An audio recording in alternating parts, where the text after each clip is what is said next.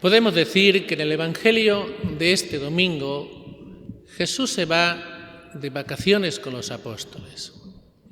Se va a un lugar precioso, como hemos escuchado en el Evangelio, a Cesarea de Filipo, un lugar que no es muy visitado en las peregrinaciones a Tierra Santa porque cae muy al norte del país. Pero es, para que ustedes me entiendan con una comparación, como cuando nosotros vamos a Galicia, ¿no? Y vemos el verdor que hay en Galicia.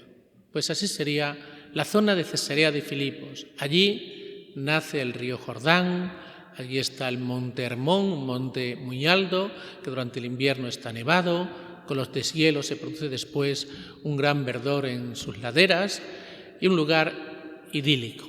Pues allí se va Jesús con los apóstoles, pero no se dedica a no hacer nada. Las vacaciones significa que tenemos que cambiar de actividad, no hacer nada. Y Jesús aprovecha ese rato que está allí solamente con los apóstoles para hacerles una encuesta. Una encuesta con dos preguntas. La primera pregunta es: ¿quién dice la gente que es el Hijo del Hombre? Y la segunda pregunta: ¿quién decís vosotros que soy yo? Estas dos preguntas son muy importantes. Jesús en el Evangelio de hoy nos quiere revelar algo importante: su identidad. ¿Quién es Él? Eso en primer lugar. Y en segundo lugar también nos quiere revelar su misión. ¿A qué ha venido? Tal vez las cosas más importantes de la vida de Jesús. ¿Quién es y a qué ha venido? Porque muchas veces tenemos unas ideas equivocadas de Jesús. De hecho, en la primera encuesta de hoy se equivocan todos. Nadie acierta. Cuando hace Jesús esa pregunta, ¿quién dice la gente que es el Hijo del Hombre?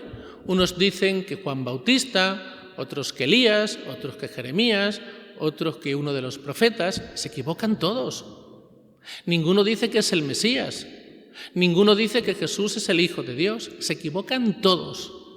Eso sí, le tienen por alguien importante, pero no aciertan a saber quién es Jesús. Y esto también puede pasar en nuestros días. A Jesús le podemos tener por alguien importante, pero a lo mejor no acertamos con una idea auténtica de Jesús. Hoy a Jesús en la calle pues se le tiene por alguien importante, un gran maestro, un gran rabí, que tuvo una doctrina preciosa, con grandes enseñanzas. Ahí me han llegado a decir más de uno, claro, cada uno se arrima el ascua a su sardina. No es que Jesús fue el primer socialista, o Jesús fue el primer comunista. Pues bien, nada de eso fue Jesús. Jesús fue algo mucho más, o alguien mucho más importante. Jesús es Dios.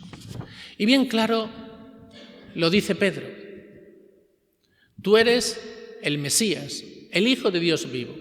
Pero no está tanto la importancia en las palabras de Pedro, que después son unas palabras que ya lo veremos el domingo que viene, que Jesús tendrá que ir purificando, pero no está tanto en las palabras de Pedro, sino en la ratificación de Jesús. Jesús ratifica esas palabras y le dice a Pedro: bienaventurado. Increíble. Bienaventurado tú, Pedro, porque eso no te lo ha revelado la carne y la sangre, sino mi Padre que está en los cielos.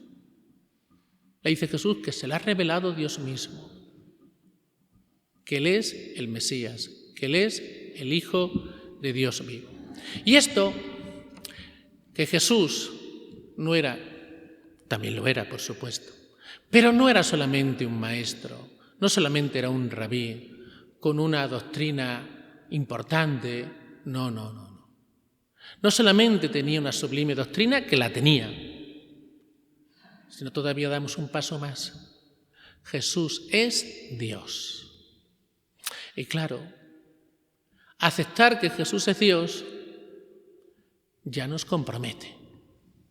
Si decimos ¿Qué es un maestro? Pues muy bien, pues sí, una enseñanza muy bonita, pero bien, de ahí no pasamos, no queremos. Ahora, si reconocemos que Jesús es Dios, ya tenemos que aceptar y vivir esas enseñanzas de Jesús. Y eso a veces pues no nos interesa. Por eso nos conviene muchas veces, no digo los que estamos aquí ahora mismo, ¿no?, pero a mucha gente en el mundo, en la sociedad, pues le interesa, en cierta manera, que Jesús sea un maestro, con una sublime doctrina, pero nada más. De ahí a pasar que es Dios, eso ya implica mucho. A Jesús, la divinidad de Jesús, se ha reconocido siempre. Solamente se comienza a poner en duda la divinidad de Jesús a partir del siglo XVIII, con la Ilustración. Ahí ya se empieza a poner en duda la divinidad de Jesús. Se empieza a decir que fue un gran maestro, con una sublime doctrina, pero que no era Dios.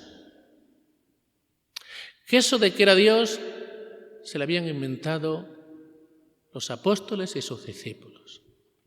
Esta teoría no es creíble. Y les voy a explicar por qué no es creíble esta teoría.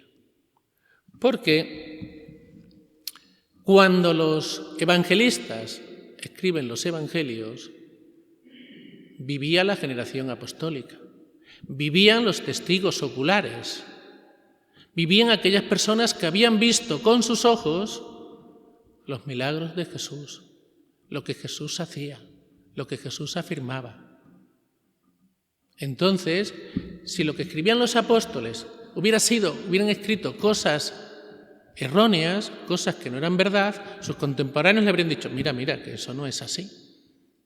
Les pongo un par de ejemplos para que esto se entienda que es importante. Mi padre, que en paz descanse, me contaba cómo se había tomado en la guerra civil el pueblo de Malpartida. Él tenía 12 años, pero lo recordaba muy bien. Lo contaba en muchas ocasiones. Él decía, 2 autobuses de guardia de asalto llegaron al pueblo y sin ninguna resistencia tomaron el pueblo. Me contaba incluso el detalle que uno de los vecinos fue a casa de mi abuelo. Mi abuelo era cazador, mi padre y yo nunca hemos sido cazadores, pero mi abuelo sí era cazador y tenía una escopeta.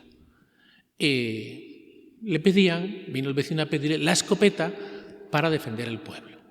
Y le dijo a mi abuelo, no, la escopeta no sale de mi casa. La escondió debajo del colchón y allí se quedó la escopeta. Tomaron el pueblo y ya está. ¿Qué quiero decir con esto? Cuando mi padre cuenta esto, es verdad.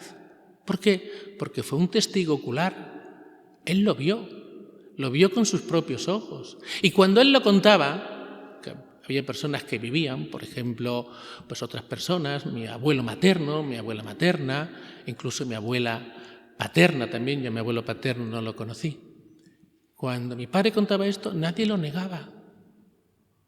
Eran todos testigos oculares de que eso fue así. ¿Me entienden? Otro ejemplo. Si yo digo, mañana escribo un artículo diciendo que el 27 de agosto de 2023 en Arroyo cayó una granizada impresionante, se ahogaron los animales, inundaron casas, me dirán ustedes, eso es mentira. ¿Por qué? Porque ustedes lo han vivido.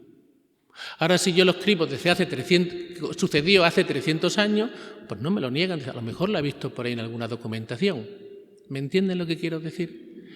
Cuando los apóstoles escriben esto, vivían los testigos oculares. Y si hubiera sido mentira, se lo habrían negado enseguida. Por lo tanto, la divinidad de Jesús es algo que muy constatado en los evangelios. Por lo tanto, Jesús no solamente era un maestro, que lo era, pero sobre todo era Dios, el Hijo de Dios. Y en segundo lugar, Mateo, a continuación, enseguida añade, desde ese momento comenzó a instruir a los apóstoles. ¿Y en qué les instruye? En que tiene que subir a Jerusalén a entregar su vida por nosotros. ¿Qué se nos está diciendo ahí? La misión de Jesús. ¿A qué ha venido Él? A salvarnos. ¿A salvarnos de qué? Del pecado.